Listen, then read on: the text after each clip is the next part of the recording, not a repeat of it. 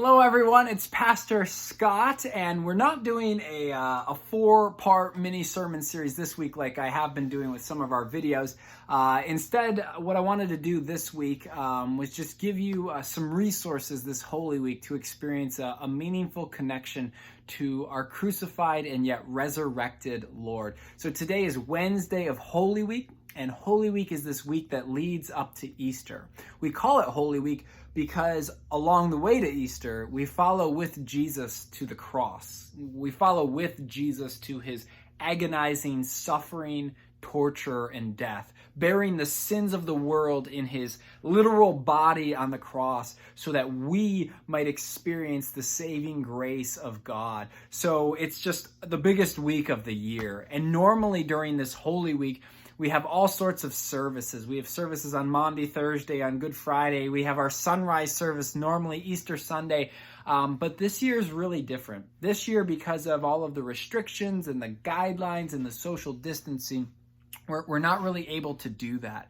So what I wanted to offer you this week was a couple of very simple resources that you might use to experience a real connection with Jesus, especially now in this Holy Week. And so the first resource that I want to offer you, you can use tomorrow, which is Maundy Thursday. So Maundy Thursday is basically when we remember the Last Supper. Jesus celebrating the Passover with his disciples, Jesus washing his disciples' feet, and Jesus instituting what we call the Lord's Supper, Holy Communion. So where do we get this whole, this is my body, this is my blood? Well, it comes following Jesus's Passover celebration, or really during the Passover celebration with his disciples, in which he gives them this new meal that will connect them with Jesus in a unique way. This is my body, do this in remembrance of me. This is my blood, do this in remembrance of me. So tomorrow's Maundy Thursday, and what I have for you is a little document, a little liturgy that you can use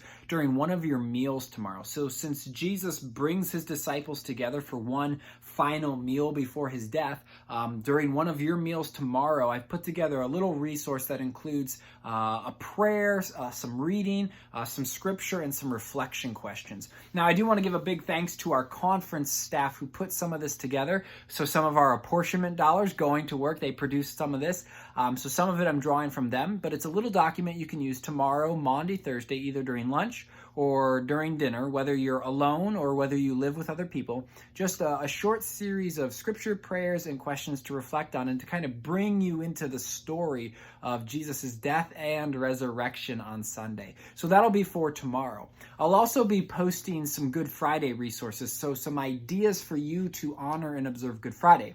One of those is to consider reading the actual Passion narrative, to actually read the story that got Jesus to the cross, that story in which Jesus breathes his last breath on the cross. And so I'll give you the scripture readings for that. I'll also be suggesting that you do a little bit of an electronic fast from noon till 3 o'clock on Friday. Turn your lights off, avoid your phone, avoid your TV, just kind of sit with the heaviness of what that day means for the roar. Well, got my tongue tied there. What that day means for us and for the world. So I'll have some suggestions for Good Friday.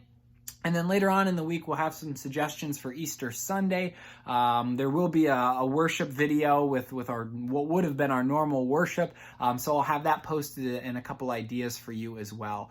So I'll post in our Facebook page these resources for Maundy, Thursday, and Good Friday. If you get these videos through the email, they'll be posted in the email so you can get them there. But just a couple simple ways to really experience a Holy Week, even when we can't do our normal services. And the hope is that as we do the work of the cross, as we journey with Jesus, as difficult as it is to the cross, that when Easter Sunday comes, we will experience that joy, that hope, that power of his resurrection. So just a couple of things for you to kind of chew on over the next few days. I'll probably have a video on Friday and then on Sunday.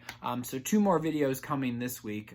But until then, I do just wish you a truly meaningful time. And I just really do pray that for you personally, whoever you are watching this video, that God would speak to you in a really unique way, especially today.